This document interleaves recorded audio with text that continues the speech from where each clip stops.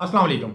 ماضی کی ایک مشہور اداکارہ نیلو دور حاضر کے ایک مایہ ناز ہیرو شان شاہد کی والدہ نیلو جو کہ مسلمان تھی، ان کا نام عابدہ ریاض تھا، لیکن مسلمان ہونے کے باوجود ان کو مسیحی قبرستان میں کیوں دفن کیا گیا؟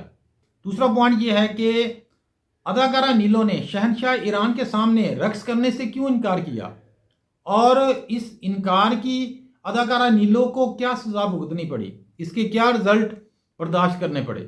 یہ دو چیزیں میں آپ کو انتہائی ڈیٹیل کے ساتھ اور مختصر انداز میں بتاؤں گا۔ ویڈیو کی ڈیٹیل کی طرف جانے سے پہلے اگر آپ نے میرا چینل سبسکرائب نہیں کیا تو میرا چینل سبسکرائب کر دیں اور میری ویڈیو کو لازمی لائک کرتے ہیں۔ بڑھتے ہیں اپنی ویڈیو کی طرف۔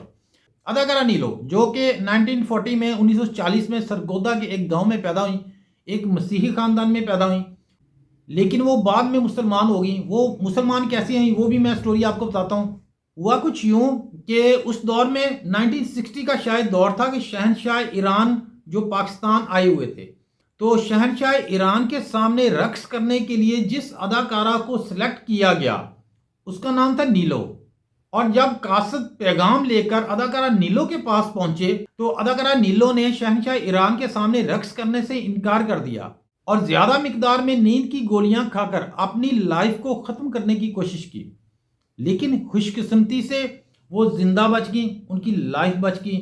اس بات سے متاثر ہو کر ایک فلم میکر انہوں نے شادی کا پیغام بھیجا اور اداکارہ نیلو سے شادی کر لی، نکاح کر لیا۔ لیکن شادی کرنے سے پہلے اداکارہ نیلو نے اسلام قبول کیا، دائرہ اسلام میں داخل ہو گئی۔ یہ جو اداکارہ نیلو ہے اس کا نام یہ فلمی نام تھا سندیسیا فرنینڈس، یہ ان کا مسیحی نیم تھا، لیکن اسلام قبول کرنے کے بعد انہوں نے اپنا نام عابدہ ریاض رکھ لیا۔ دوسرا پوائنٹ تھا کہ اداکارہ نیلو کو مسیحی قبرستان میں کیوں دفن کیا گیا۔